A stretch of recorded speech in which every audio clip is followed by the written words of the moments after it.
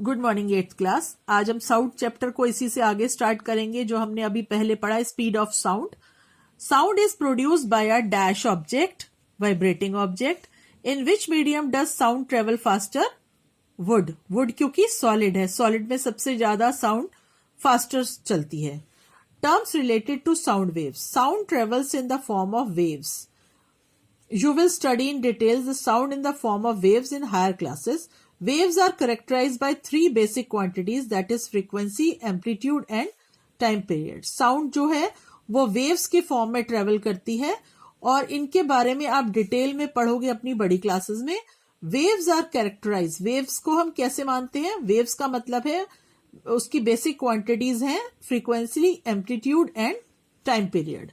Let us take the example of periodic vibration of a simple pendulum to explain the terms amplitude, frequency and time period. Although a simple pendulum does not produce sound waves that you can hear, this will help you understand the basic term.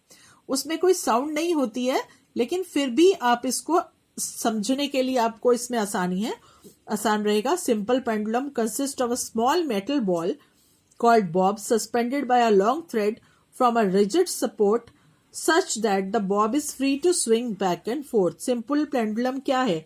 एक small metal ball है जो कि एक thread से लटकी रहती है।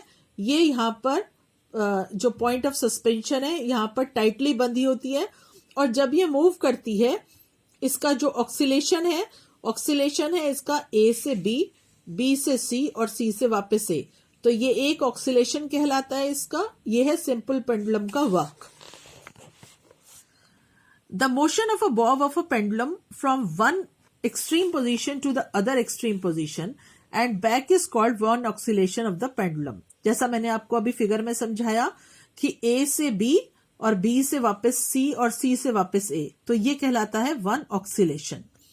Amplitude of the pendulum. As an pendulum oscillates to and fro, the maximum displacement of the bob from its mean position on either side is called amplitude of the pendulum. मतलब कि जो आपका pendulum है वो जो straight है वो extreme position A की साइड और बी की साइड ये आपकी मीन पोजीशन है और बी की साइड और सी की साइड, तो ये जितना जाएगा वो इसका कहलाता है amplitude of the pendulum. Next है time period of the pendulum. The time taken by the bob of a pendulum complete one oscillation is called time period of the pendulum. जैसा कि मैंने आपको अभी फिगर में बताया है, उसका टाइम पीरियड क्या है?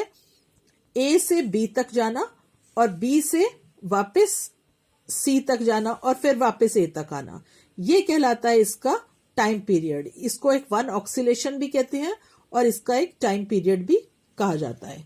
Frequency. The number of complete oscillations made by a simple pendulum in 1 second is called the frequency. The SI unit of frequency is Hertz, named in the honor of German psychist Heinrich R. Hertz. It is denoted by N or F, a frequency of 1 Hertz in 1 oscillation per second. When a simple pendulum makes 4 oscillations in 1 second, then its frequency is 4 Hertz.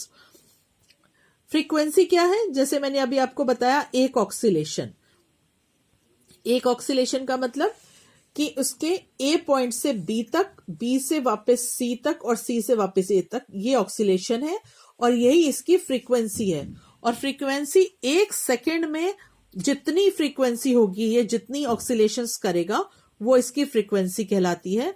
अगर एक second में एक frequency, एक oscillation तो one frequency, और अगर 1 second में 4 oscillation तो उसकी 4 फ्रीक्वेंसी. और फ्रीक्वेंसी को जो है हम उसको मेजर करते हैं हर्ट्स में, और हर्ट्स जो है उसको नाम दिया गया है एक साइंटिस्ट के नाम के हिसाब से, क्योंकि जर्मन साइंटिस्ट ने इसको डिस्कवर किया था, हेनरिक आर हर्ट्स.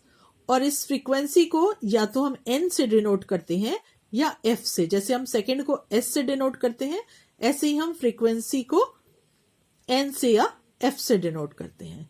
आज तक के लिए इतना ही, और नेक्स्ट चैप्टर में हम पढ़ेंगे कैरेक्टरिस्टिक्स ऑफ साउंड.